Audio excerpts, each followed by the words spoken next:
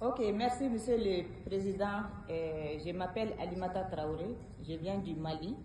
Je suis là au compte du CIP.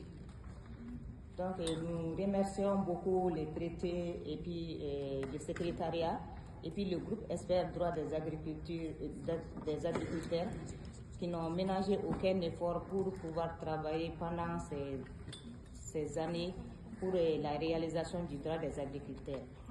Concernant les droits des agriculteurs, mes collègues et moi-même, ont participé aux 2 sessions du groupe droit des agriculteurs et nous souhaitons aborder différents points essentiels. Je ne serai pas trop long. Nous exhortons l'organe directeur à reconnaître les droits des agriculteurs comme étant des droits collectifs, comme on a toujours dit. Les semences paysannes et autochtones sont indissociables des communautés qui les ont développées, conservées, adaptées au fil des millénaires et qui, encore aujourd'hui, continuent de les sélectionner et de les adapter. Par conséquent, nous appelons les parties contractantes à reconnaître, protéger et promouvoir les systèmes sémenciers collectifs formellement et instaurer une protection juridique pour la réalisation des droits des agriculteurs, tant dans les législations nationales que dans le cadre du traité. Ensuite, nous voudrions que le point 10 du projet de résolution soit supprimé. Le CIP n'est pas aligné avec cette terminologie. Nous appelons les parties contractantes à reconnaître les peuples autochtones comme un groupe à part entière qui mérite la reconnaissance de ses droits spécifiques. Pour continuer sur le projet de résolution, nous demandons l'ajout d'un point relatif à la stratégie sur les options de promotion de la mise en œuvre de l'article 9.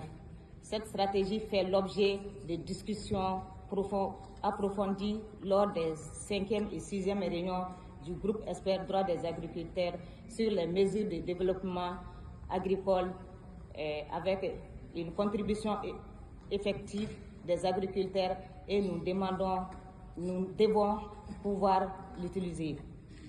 On suppose que la proposition de l'Équateur ainsi que les gouvernements qui ont soutenu cette proposition, nous nous alignons à eux. Le Pérou qui, dans sa proposition, disait que les journées dédiées, les journées internationales pour les agriculteurs, que ce n'est pas des journées de fête, mais c'est des dettes. Et nous avons bien retenu ça, des dettes envers les agriculteurs, les agricultrices. Suite au rapport sur la mise en œuvre des droits des agriculteurs, nous sommes déçus par le manque de progrès accompli par les parties contractantes en matière d'adoption de politiques et de législation nationale visant à reconnaître, protéger et soutenir le système sémencier paysan et autochtone. Par conséquent, nous appelons les parties contractantes à se souvenir que les droits des agriculteurs ne sont pas des principes volontaires. Il s'agit d'obligations qui requièrent la mise en œuvre intégrale et concrète de l'article 9. Nous souhaiterions que le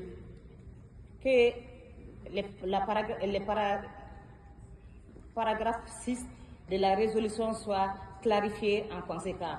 Concernant le point 5 de la résolution, nous exprimons notre soutien à la proposition du groupe de Gros Lacs visant à transformer le groupe expert droit des agriculteurs au comité permanent sur les droits des agriculteurs. Mais puisque nous sommes les détenteurs des droits, nous demandons que la participation effective des petits exploitants agricoles, en particulier des centres d'origine, soit une priorité de ces comités. Enfin, nous réaffirmons avec force les points soulevés précédemment par le CIP au titre du point 9.2 de l'ordre du jour concernant les districts nous demandons que l'évaluation de l'impact des districts sur les droits des agriculteurs soit inclue dans le mandat du comité permanent des droits des agriculteurs. Nous vous remercions.